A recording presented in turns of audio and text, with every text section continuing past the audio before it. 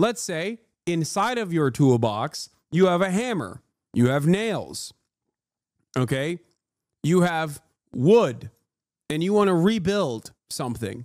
If you just use the hammer, then you broke it. Trump, basically, with these tariffs, is simply hammering the shed that existed and not trying to rebuild it at all. This is a very good piece from Richard Wolff, who is talking about the immediate impacts of tariffs and what the sole purpose of these tariffs are, and why the UAW's assessment on it is perhaps a little too hopeful, and maybe perhaps a little too hopeful, and maybe a lot more damaging to the American economy. Let's take a look. Is Democracy Now! Presenting a 10% prevailed, the biggest hike in global tariffs in modern U.S. history, including a 10% blanket tariff on all imported goods from about 185 countries. In addition, many U.S. trading partners, including the European Union, China, and Japan, will see even higher tariffs. China now faces a total 54% tariff. Trump announced the plan during a speech in the Rose Garden at the White House. My fellow Americans, this is Liberation Day, waiting for a long time. April 2nd, 2025 will forever be remembered. Yeah. By the way, Dow dropped 1,680 in its biggest wipeout since 2020 as fears from fallout from tariff shake markets, and S&P 500 sinks 4.8%. As the day American industry was reborn. Yeah, based. Well. Oh, no. I hate when you're right. I'm sorry, chatter. The day America's destiny was reclaimed. Yeah. And the day that we began to... Liberation. Yeah. Make America wealthy again. Going to make it wealthy, good and wealthy. For decades, our country has been looted, pillaged, raped, and plundered by nations near and far, both friend and foe alike. American steel workers, auto workers, farmers, and skilled craftsmen. We have a lot of them here with us today. They really suffered gravely. They watched in anguish as foreign leaders have stolen our jobs, foreign cheaters have ransacked our factories, and foreign scavengers have torn apart our once beautiful American dream. The impact of Trump's tariffs are expected to be felt around the world. While Trump claims the tariffs will boost the U.S. economy, many economists fear it could lead to a recession or worse. Trump's trade war could also shift global alliances as countries seek new trading partners. China, Japan, South Korea have already announced plans to increase trading ties and Here, I'll play this. So monetary barriers. I'll play this so you guys, for all the Asmongold refugees, because he's not streaming today, so you don't feel left out, okay? And you can give me notes on whether or not I was able to do a decent one. 5 tariff. Think of that, 2.5% on foreign-made automobiles. The European Union charges us more than 10% tariffs, and they have 20% VATs, much higher. India charges 70%, and perhaps worst of all are the non-monetary restrictions imposed by South Japan. Our Ford sells very little. Talking about Canada. But such horrendous imbalances have devastated our industrial base and put our national security at risk. I don't blame these other countries at all for this calamity. I blame former presidents and past leaders who weren't doing their job. They let it happen. Yeah. And they let it happen to an extent that nobody can even believe. That's why, effective at midnight, we will impose a 25% tariff on all foreign-made automobiles. Damn. Thank you. Holy shit. Brian, I'd like to have you come up here for a second, okay? I just see him sitting. He's been a fan of ours, and he understands this business a lot better than the economists, a lot better than anybody. Brian, say a few words, please, would you? Thank you, Mr. Thank you. It's a great honor to have you. Thanks. Thank you, Mr. President. I grew up just north of Detroit, Michigan. In my time, plants sitting idle. We support Donald Trump's policies on tariffs 100%, Mr. President. Or 12 years. This is remarkable. Dude, if I was Ben Shapiro, I'd be Brian Kilmeeing, dude. It is quite remarkable. Like, his input is just going, yeah, over a fucking Trump seminar here. He's putting on a clinic. Ben Shapiro and his nerd ass has to sit there and like defend these decisions in the nerdiest ways possible, even though he's wrong. And so is Asmongold, but he's wrong in an infinitely more popular way. It's fucking awesome. I want to look at, I wonder if my editors posted my reaction to this already. Let's see how I covered this, if it's out already. It's tariff time. It's Liberation Day, folks. Tariffs on imported products are taxed. Of a recession now? I did, Steve. You can, for the most part, see it. Those with good eyes, with bad eyes. We didn't want to bring, it's very windy out here. We didn't want to bring out the big charts because it had no chance. Tariff of 34%. I think we should have just let it ride. We should have just let it ride. That's the problem here. It is so funny. Very tough, very, very tough trade. You can just put any number you want on there once you add those. European Union, very friendly. Once you add that as a reasoning, everything is a tariff. 39%. We're going to charge them 20%, so we're charging them essentially half. Such good input. Yes, it is actually good input because I'm directly undermining what the initiative is here. Okay, that is good input because I'm describing to you. Next day upload so delayed. Okay, true. Taiwan, where they took all of our computer chips and semiconductors. We used to be the king, right? We were everything. We had all of it. We had all of it. Now we have almost none of it, except the biggest company is coming in. We're going to end up with almost 40%. Lee Zeldin's working to get their approvals. And it's an amazing company. Mr. Wei, of one of the great companies of the world, actually. They're coming in from Taiwan, and they're going to build one of the biggest plants in the world, maybe the biggest for that. But 64%, we're going to charge them 32%. Japan. He's out of his mind. Very, very tough. Great people. Hey, yo! And again, I don't blame the people for doing it. I think they're very smart in doing it. I blame the people that sat right in that over. Why was the Taiwan part driving you crazy? I'm dumb. Because slapping tariffs on Taiwan while recognizing it as a separate state from China is a hilarious thing to do because Taiwan has incredibly important strategic positioning for us. It is the chip manufacturing hub for the Western world, and slapping tariffs on the chip manufacturing hub of the Western world that is slammed in the ass cheeks of China at a time when they would be pushed into reunification over collaborating with the United States of America is idiotic. It not only in the short term destroys the GPU prices and prices of everything pretty much, okay, but also it ruins America's interest. It ruins America's strategic interest in Taiwan because America wants to use Taiwan as a weapon against China. It destroys long-standing American foreign policy. It makes no sense. It undermines the it's the DPP, right? You have the KMT, which is now in favor of unification, ironically enough, and you have DPP, which is in favor of separation. It undermines at the domestic level in Taiwan the influence of the power that the DPP has because now they look like assholes. They look like douchebags. They're like, yeah, no, we have to separate from China. KMT is not in favor of unification. Yes, it is.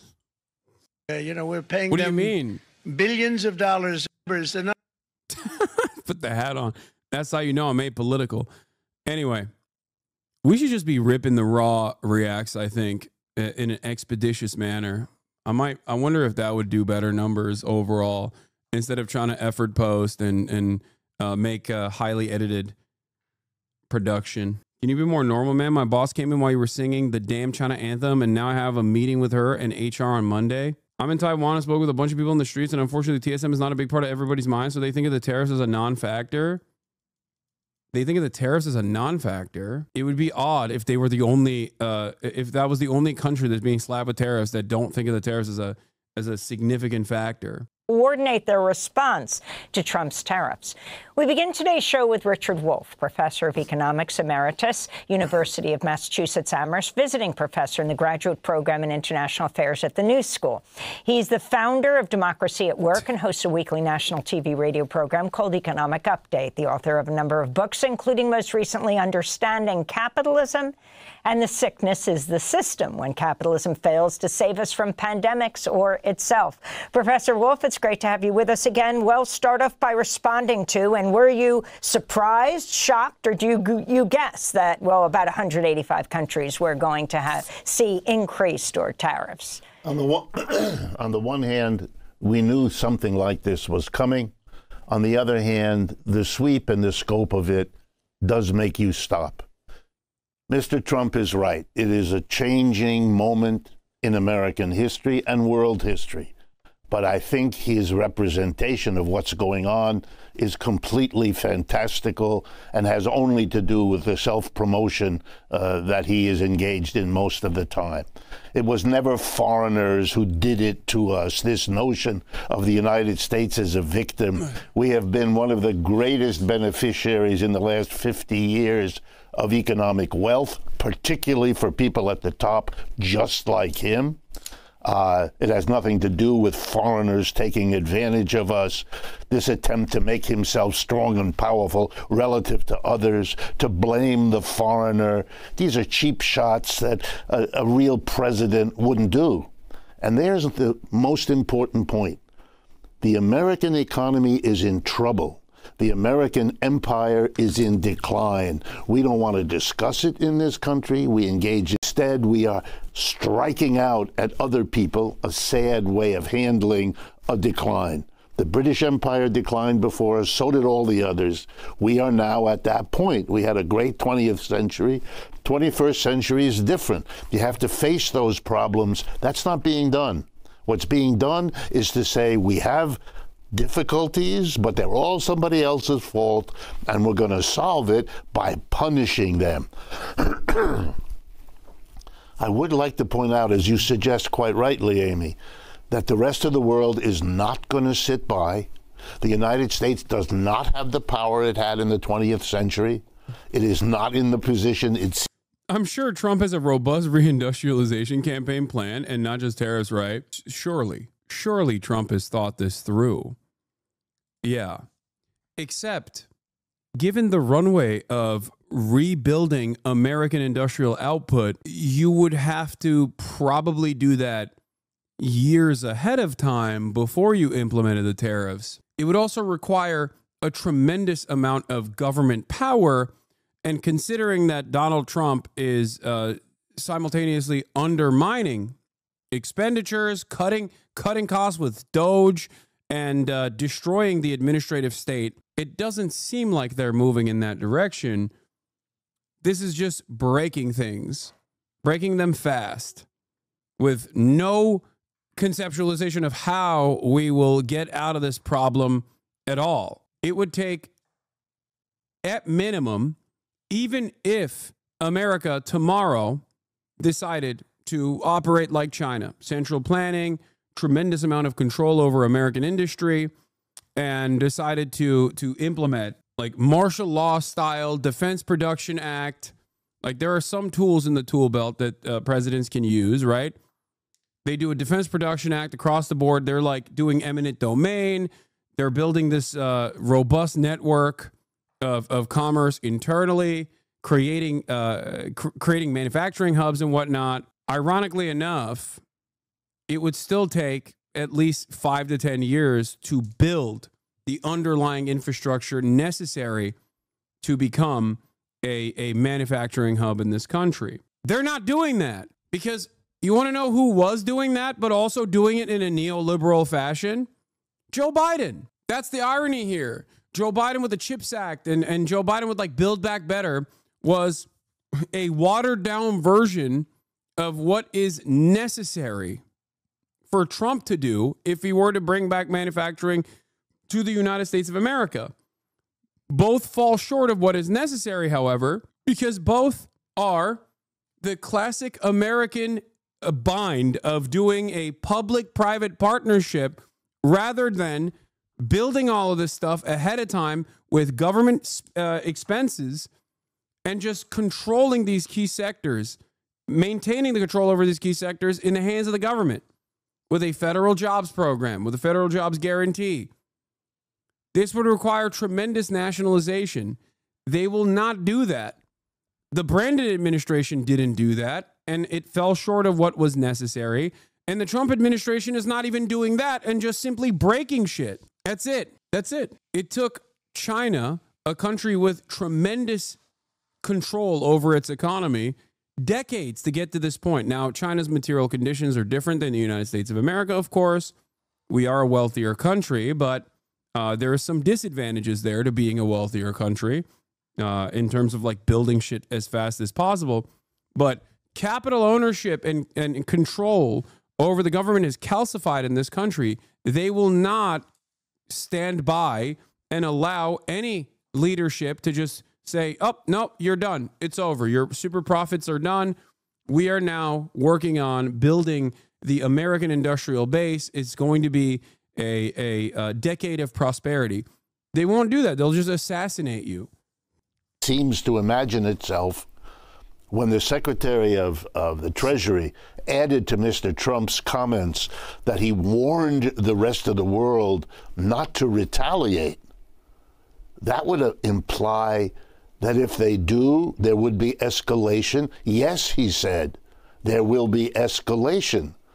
Well, nothing will guarantee more escalation than if they do nothing, because then it's an invitation to Mr. Trump to keep doing it as each of these efforts doesn't work. Given how dramatic this was yesterday, is it possible he was deciding this to the very last second as they put this off? And explain exactly. You're a professor, you're a teacher.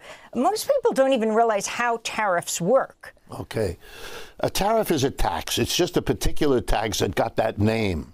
It used to be called import duty. All it means is when something comes into the United States that was produced outside and is brought in to be sold, it has to pay a tax, as literally as it crosses our border into our country. It is paid by the American company that brings it in, which may pass it on to the consumer, usually what happens, and the tax goes to Uncle Sam. It goes to Washington. Mr. Trump loved to suggest that tariffs were paid by the others, a little bit like Mexico would pay for the wall. Never happened. It's not going to happen here either. It's an American tax. And there's something remarkable that clues you into how big a change. Wolff defending neoliberalism? No, he's not defending neoliberalism. I think Richard Wolff is simply defending basic economics and how it works and how it will unfold with the Trump administration's initiatives. Richard Wolff is not a defender of free trade principles. He's not a defender of neoliberal economics. He's just explaining to you what is going to happen. That's it. And he's correct. This is going to happen. It's important for you to understand that this will happen. It's not even like reading the tea leaves. Factually describing systems as neoliberalism. Some chatters are too brain broken to be allowed to type. Exactly. Factually describing a neoliberal system is not neoliberalism. It's just what is happening and what will happen. He is a Marxian economist, chatters. This is that the Republican Party, which has branded itself as the anti-tax party for a century, is now imposing the most massive tax imaginable. Why this big change? Because we have big, big problems, and this kind of slapping the rest of the world is an attempt to solve a little bit of them, but it is not going to work because we don't have the power to do it anymore. I want to go to UAW President Shawn Fain, who supports Trump's new tariffs, saying last week, "We applaud the Trump administration for stepping up to end the free trade disaster that's devastated working-class communities for decades." Fain spoke Sunday on CBS's Face the Nation. We've seen over 90,000 manufacturing facilities leave the United States. We've seen, in the big three alone in the last 20-plus years, 65 plants have closed. And so, look, tariffs aren't the total solution. Tariffs are a tool in the toolbox. This is very important for people to understand. Just like with rent control is not a solution. Rent control is simply a tool in the toolbox. And if you use only one tool in the toolbox and not the other tools in the toolbox, then all you'll do is break. Let's say inside of your toolbox, you have a hammer, you have nails, okay? You have wood, and you want to rebuild something. If you just use the fucking hammer, then you broke it. Trump, basically, with these tariffs, is simply fucking hammering the shed that existed and not trying to rebuild it at all. The part that I disagree with Sean Fain on, and, you know, peace be upon him, Sean Fain, our loyal soldier, okay, I love him, as you guys know, is the part where he is, I think, too hopeful about these initiatives, because Trump very clearly is not using other tools to get these companies to do the right thing, and the intent behind it is to bring jobs back here and you know, invest in the American workers. If they're going to bring jobs back here, you know, they need to be life-sustaining jobs where people can make a good wage, a living wage, have adequate health care, and have a retirement security, and not have to work 7 days a week or multiple jobs just to scrape to get by paycheck to paycheck. Well, while UAW President Sean Fain praised Trump's tariffs, he also said he had great concerns about President Trump's move to eliminate contracts for 700,000 federal workers, the firing of workers at the National Institute of Health and other agencies. I was a bit disappointed. I like Sean Fain, many of us do.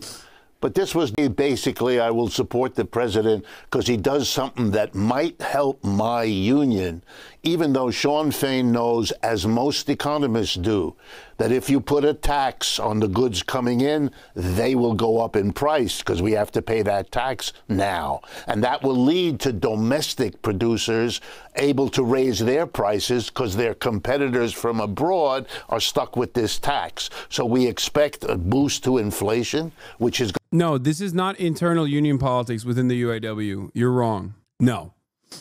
This is a union leader who does stand to benefit from the boosting of domestic manufacturing of cars, especially, defending on principle the breaking of free trade, which has gutted this country's labor force and its manufacturing capabilities. He's not. This isn't like a Sean O'Brien style situation where he's hitting on like the culture war aspect of Donald Trump's administration and talking about that positively, as though that has anything to do with the material realities that are facing the American working class. It does not. And it's also incorrect, I think. Like, his assessment, I think, is probably not going to, his assessment is not going to be true in the long run or even in the short term. It's going to hurt the working class of this country in a very serious way, especially if it builds on itself, which often happens when you do tariffs like this. Yeah, and this is important. This is another aspect of this that's important because, hey, guess what? Trump could also implement price controls. You have so many good takes. I don't know why you're against free trade, because free trade is not free. Free trade almost entirely benefits the capital owning class. They have designed trade agreements to literally destroy the American labor force. Free trade would work if, like, basic needs across the board at the international level was met. Free trade is not free. And there was a time and place when Democrats, at least some Democrats, were against this principle. And it's crazy to me that they are the ones who are defending it tooth and nail now. Free trade is not free. It's simply not free. You know, there's no such thing as a free lunch. There's no such thing as free trade. What about the developing world? Please don't come in here with fucking World Trade Organization assessments about how free trade has actually trickled up and have been able to really boost domestic, you know, these global South populations. The only country where it has actually boosted, like the only country where quote unquote free trade policies have actually yielded tremendous bounty is fucking China. That is the reason why, that's the entire reason why Trump is trying to break free trade agreements right now, because they become a competitor to the United States of America. And the only reason why China was able to do that is not because of the foreign capital entering the marketplace, but instead because they took all of that bounty and engaged in even development and rapid urbanization. No, I'm not going to say India. Are you crazy? India is the greatest example of it not actually working. The reason why it worked in China is not because money came into China. It's because of central planning. It's that simple. You'd make a good teacher for children who like being bullied. And no, it didn't help in Mexico either. It literally didn't help in Mexico until recently. Because if you don't have redistributive policies in the nation that is in the nation that's receiving all of this foreign capital, if you don't have a solid approach, if you don't have an approach that has a long-term development project in mind with redistributive policies that focuses on building infrastructure, you don't actually have the Chinese prosperity. Mexico's rise in the last decade comes from the Morena party changing a previous long-standing Mexican policy that didn't do that. The examples that you can use are China or Vietnam, and China and Vietnam, to varying degrees, have similar approaches to this. I want to remind everyone, including Sean Fain, that the auto workers also represent workers in places that need export markets, that produce in America and sell abroad. When those countries retaliate, as they likely will, we will lose export markets, and that will mean fewer jobs. Important to remember, China did it while still creating a rich elite class. It's not like they did communism. Every single person, especially in the Xi Jinping period, the rich elite class in China is no different than the idea of like owning your own land in China. It's on a government lease, okay? All of your wealth as a rich elite class member in China, especially since the anti-corruption initiative set forth by Xi Jinping in the last decade, is just simply the government's money that you're holding on to. It's like saying, hey, let me get a whiff of that $1 billion, please. That's it. And there are many examples of the government coming in and seizing your assets. It's no different than the 100-year mortgage that everyone has. Not a mortgage, but like all land is owned by the government. Okay, it is collectively owned in China. When you purchase a home in China, you don't pay property taxes, but you get a 100-year lease, and they usually extend that lease. Obviously, they don't fucking seize it after the 100-year lease is over. Similar structure in Singapore as well. Singapore has other issues on top of that, though, especially with like immigrant labor forces and the two-tier citizenship structure that they have that rules almost like the UAE slavery, the slave immigration structure. But I'm not going to get into all of that. I'm simply saying in China, all of the super wealthy and the wealth that they've accrued, especially under Xi Jinping, because this changed a little bit, is directly still controlled by the government. This is precisely the reason why companies like BYD are not operating at the behest of profit margins and improving their profit margins, but can take the initiative, take government subsidies, and offer incredibly low-cost alternatives to the pre-existing domestically manufactured vehicles in European markets. If they were hyper-focused on profits, then they wouldn't be able to do that. They wouldn't be able to sell you EVs, for example, for like $15,000. They'd be like, what the fuck do you mean? This is an incredibly costly vehicle to make. And no one, let me stress, no one now knows whether the jobs lost from this trade war will be greater or smaller than any jobs that are gained. It is a big risk being taken by Mr. Trump, and if it doesn't go well, it'll be very bad for the American economy. It will produce the recession folks are worried about, because if the prices go up, people buy less, and that loses jobs. Yeah. When you look at all of this, this is an incredible to blame the world, punish the world, and then cross his fingers, which is what he's doing, hoping it comes out all right. Reminds me of the football metaphor. This is a Hail Mary pass. You throw it down the field. You hope it bounces. I have no idea what you mean by this point. I'm not going to lie. China is all about profits. Chinese companies are all about profits. They're not different for some reason. BYD can sell cheap cars because the government developed a cheap supply chain. It's not because they're anti-profit. No. My point is, America also heavily subsidizes all of its key sectors. Why is it that America cannot demand lower profits in return for heavy subsidization, whereas China can? Because the Chinese government, let's say, wants to enter by force European car markets. Okay, they want to destabilize the European car markets. America can't do that with Ford in the way that China can do that with BYD. That's my argument. They can say, yeah, you're gonna take a much narrower profit margin when you enter the European marketplaces. Okay? Subsidies just replace profits in ways the U.S. won't. That's not true. Subsidies always replace profits. Subsidies also play a role in the profit margins for American manufacturing. What are you talking about? That's what a subsidy is. A subsidy is supposed to make it cheaper for you to produce the fucking good. My point is, BYD can't go, we're going to erroneously increase the price of these fucking markets because they are still operating at the behest of the Chinese government's directive there. Whereas when America does this, it's basically the thing that I describe all the time.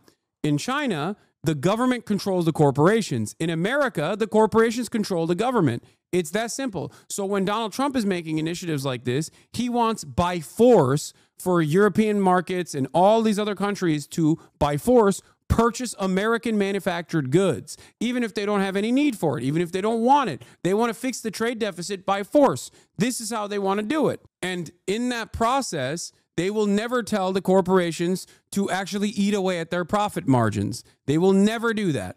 Do you understand? Whereas China will be like, yeah, no, you're going to have lower profit margins, but this is important for us because we want to enter these marketplaces and destabilize with predatory pricing, what you would consider predatory pricing, in the same way that like Amazon does.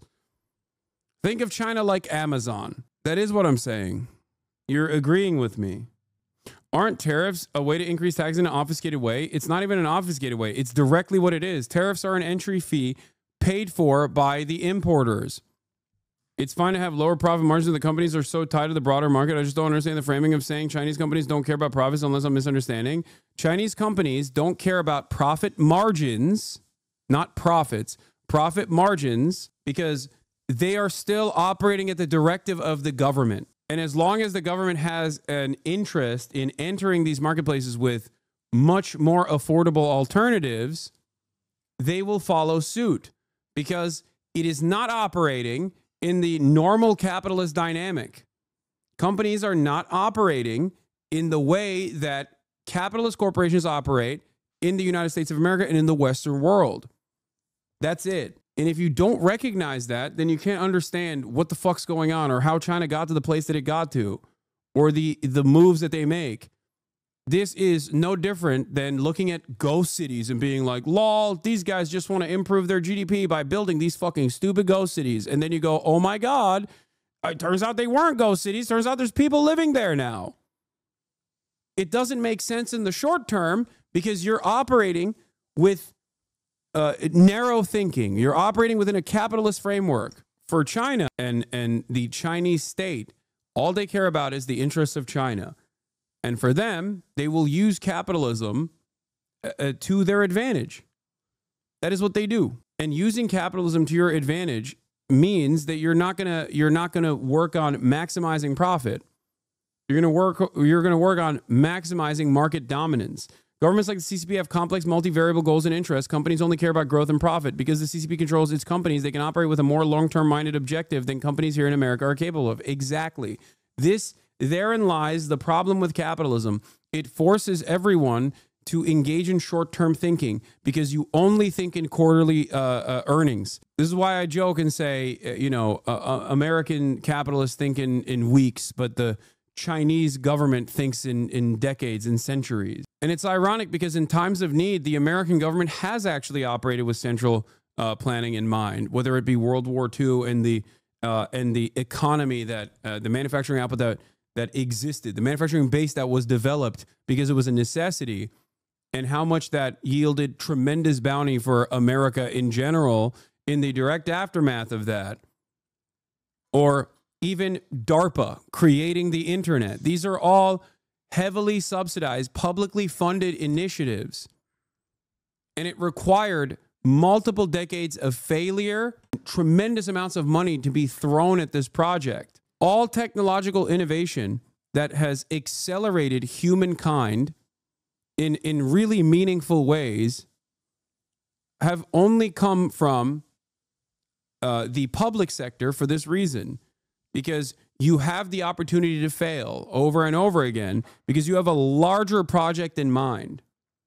Whether it is obviously an invention that will allow you to surveil people better, or any number of different things like the space race. A lot of things, we misunderstand a lot of things that China does in the West because we think like, oh, this doesn't make sense from our narrow focus. We look at it and we go, why would they build high-speed rail like this? It's just, you know, it's not profitable. It's going to collapse eventually because it's not supposed to be profitable. That's not the only measure of building out a network that is self-sustaining.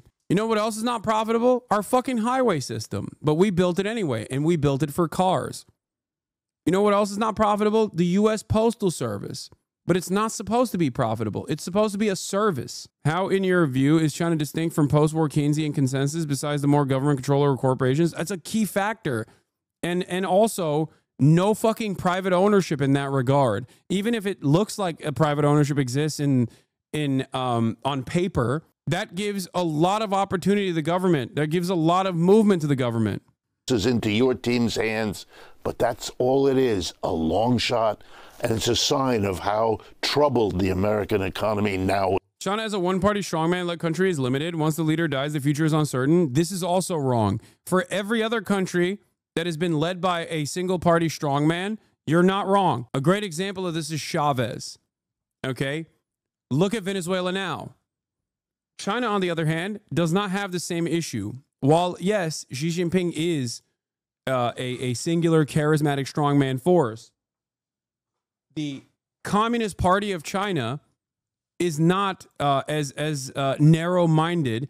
And the only reason why I say this is because I look at the history of Chinese development over the past couple of decades. There is a unified vision, and while some leaders might move the country in a different direction, the party itself is in control. And the party itself gets their notes from bottom up. Sure, there is still centralized command at the top of it, but they're constantly getting endless amounts of feedback from this vast network of local representatives that get together and make demands that are directly what the people that voted them to into positions of power want out of them. There is a robust party infrastructure to replace Xi Jinping. Ultimately, the Chinese government and the Chinese party, input is not power. The people need bargaining power. Dude, look, man, that's great. I don't disagree with you, but input is power. First of all, you're wrong about that. And secondly, it's hilarious to say this from fucking any Western country. Go ahead. Give your fucking input and feedback to your administrators and see how well they listen to you. I'm about to go to the fucking streets of DC in 2 days to represent the wishes of the broad majority of Americans that want this endless faucet of money and destruction that is going to fucking Israel to stop, to be put to an end. Do you think they'll listen? It's been a year and a half. Have they listened? Fuck no. What do you mean? Whiz. If you can put this in the bigger picture, talk about and how they fit into. The majority still supports Israel. That's an incredibly vague statement to make. Supports Israel how? That's not. The overwhelming majority of Americans wanted a ceasefire. Joe Biden literally wanted Israel to continue doing death and destruction so much that he dropped the ball spectacularly. Kamala Harris followed suit and lost the election. You're going to tell me the majority of people aren't brainwashed? No, they're brainwashed in different ways, but they're brainwashed into thinking that, for example, American liberal democracy represents their interests. Good luck getting a fucking robust socialized healthcare network, you know? To the tariffs, what is it, something like $4 trillion in tax cuts and who benefits? And then talk about the other issues that President Trump keeps saying that they're not going to touch, even though what many call his co-president, Elon Musk, whether he steps back from being, giving speeches or not, going after Social Security, issues like Medicaid. Let me start with the tax issue. The biggest single thing that Trump did in his first presidency was the tax cut of December 2017. And when that tax cut was written into law, it had a sunset. It expires this year, 2025. If that expiration is allowed to happen, corporations and the rich, who were the big beneficiaries back then, will face a big tax cut. He doesn't want to do that because that's his base, that's his donor support. He doesn't want to have those taxes go back up.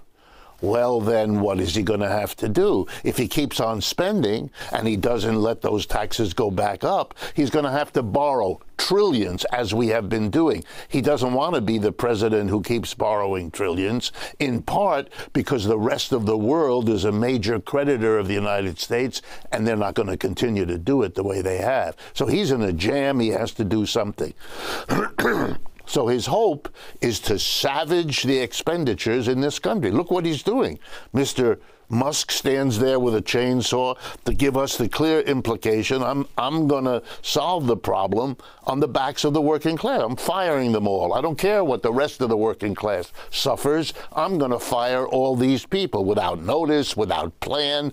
Calling this efficient is a silly joke. An efficient process takes time, takes experts. You're not doing that. You're just wholesale firing. Calling that efficiency is an attempt to fool people that shouldn't make any difference. Mr. Trump is now in a jam. He can't get out of this without in some way solving the problem that has been built up. And there is no way other than the one he's doing, because it's the last gasp of how to take away from the mass of the people. Read my last comment. China operates under different incentives, but is definitely often not long-term. I disagree with that statement. It is the most significant difference. Unless you think that, look, there's only two things that you can make assessments on here.